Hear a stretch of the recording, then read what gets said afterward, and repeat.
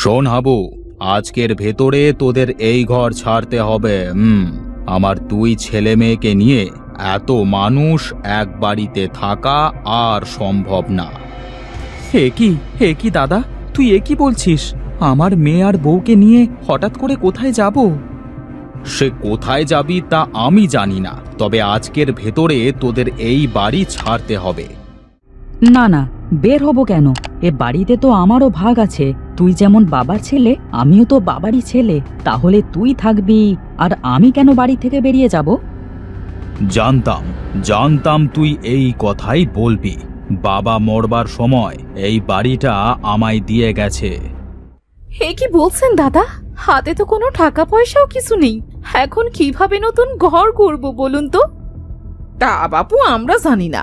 আমরা অনেক সহ্য করেছি, কিন্তু আর না। এখনই বাড়ি থেকে বের হবা তাই জানি। আরে শিবু দাদা, তুমি কি পাগল হয়ে গেলে নাকি গো? এই অবেলায় এত সহজ সরল মানুষদারে বাড়ি থেইকা নামাইয়া দিছ? আরে নামাইয়ার কোথায় দিলাম ভাই বলো তো? এখনো তো টেনেই নামাতে পারলাম না। যদি কথা না শোনে এবার টেনে হিঁচড়ে নামাতে হবে, আর ওইটারে নামানো বলে, বুঝলে? কি সাংঘাতিক মানুষ রে বাবা।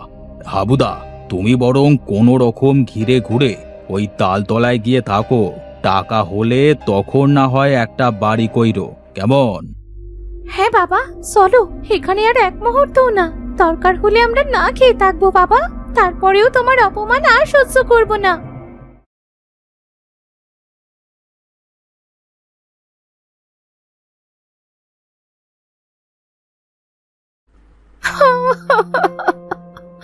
এই সিলু ওদের মনে তোমাকে সহজ সরল পেয়ে এইভাবে ঠকালো ওরা।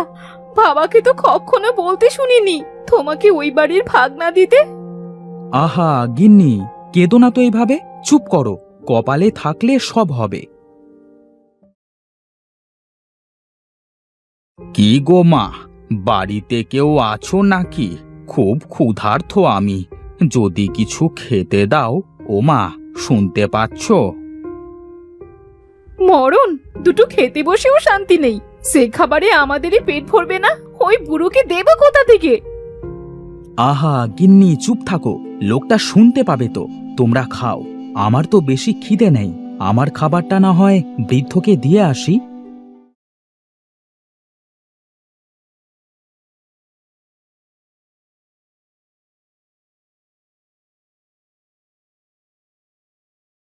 বাবা, এই নাও, এই খাবারটুকু খেয়ে নাও।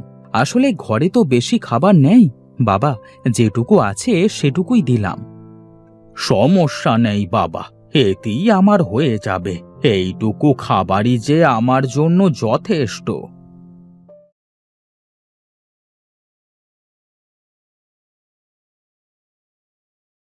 বাবা, যদি একটু কাজ পেতাম তাহলে তোমাকে আরো ভালো কিছু খেতে দিতে পারতাম, কিন্তু আমরাই তো ভালো খেতে পারি না। তোমাকে দেব কিভাবে? যার যেমন সামর্থ্য সে তেমন খেতে দেবে, এতে আমার কোনো আক্ষেপ নেই বাবা। এত বিচলিত হোস না, নিজের জীবন নিয়ে এত হতাশ কেন তুই? হতাশ না হয়ে কি করব? বাড়ি থেকে দাদা বের করে দিল। এখানে এই ভাঙাচোরা ঘরে থাকছি। বউ বাচ্চার মুখে দুবেলা খাবারও তুলে দিতে পারছি না। মানুষের দুঃখের পরেই সুখ আসে বাবা। সুখের দিকে তাকিয়ে দুঃখটা কাটিয়ে দিতে হয়। সেই আশাতেই তো আছি বাবা। একটা কথা মনে রাখবি, হঠাৎ পাওয়া জিনিসকে কখনো অবহেলা করবি না। যত্ন করে পরিচর্যা করবি, দেখবি তাতেই তোর সাফল্য নিশ্চিত। আজ আমি আসি, কেমন?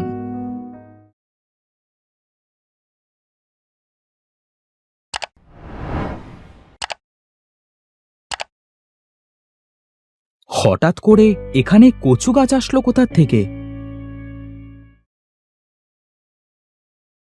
এই কচু গাছটা আবার কোথায় পেলে? সাত সকালে কচু গাছ এনে এখানে লাগালে কেন? আমি লাগাইনি বউ, আমি তো মাত্র দেখলাম এখানে একটা কচু গাছ। এমনিতেই ভাঙাচোরা ঘর, তারপরে আবার কচু গাছ। বলি এটাকে উঠিয়ে বাইরে ফেলে এসো। বুড়ো বাবা তো আমাকে বলেছিল হঠাৎ পাওয়া জিনিস অবহেলা না করতে। তার মানে কি এই কচুর কথাই বলেছিল?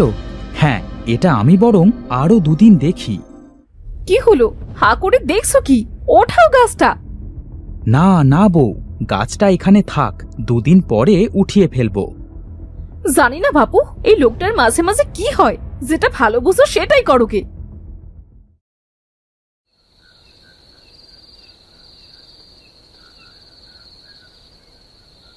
শুনছো? ওগো ওঠো ওঠো, দেখো ঘরে তো দেখছি আরো কচু গাছ বের হয়েছে। ও মা, তাই তো। বউ দেখো, কালকের গাছটা বড় আর এগুলো তার থেকে ছোট। অনেক কচু গাছ বের হয়েছে বউ। এগুলো যত্ন করে আমরা ঘরে কচু চাষ করতে পারি। ঠিক বলেছো, এই প্রথম তোমার মাথায় কোনো ভালো বুদ্ধি বের হলো। বউ, বলছিলাম আজ না হয় একটা কচু রান্না করে খেয়ে দেখি কেমন স্বাদ। আচ্ছা, তোমার যখন খেতে মন চেয়েছে তখন না হয় আজ তাই রান্না করব। একটা কচু উঠিয়ে দাও তো দেখি।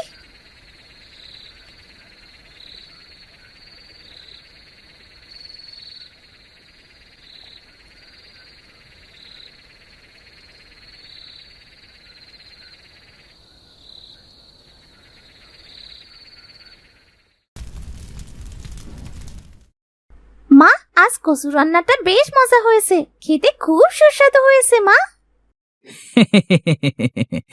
মারে, আমাদের ঘরের কচু বলে কথা, স্বাদ তো হবেই।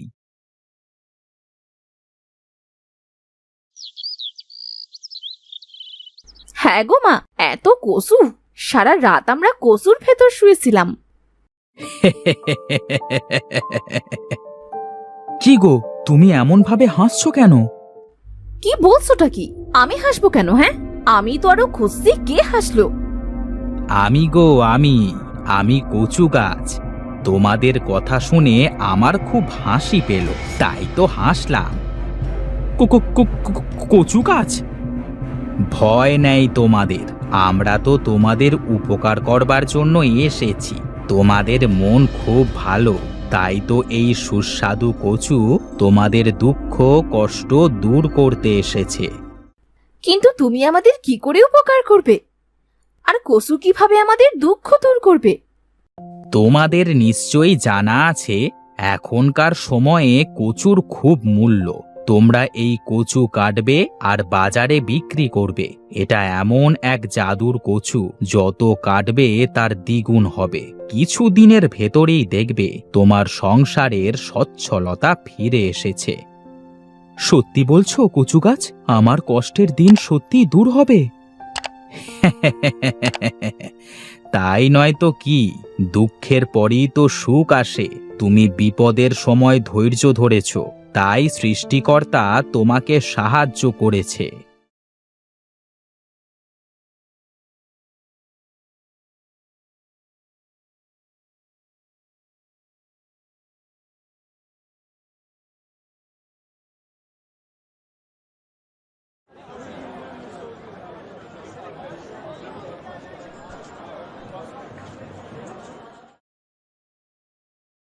বউ, ও বউ, দেখো কত বড় মাছ এনেছি।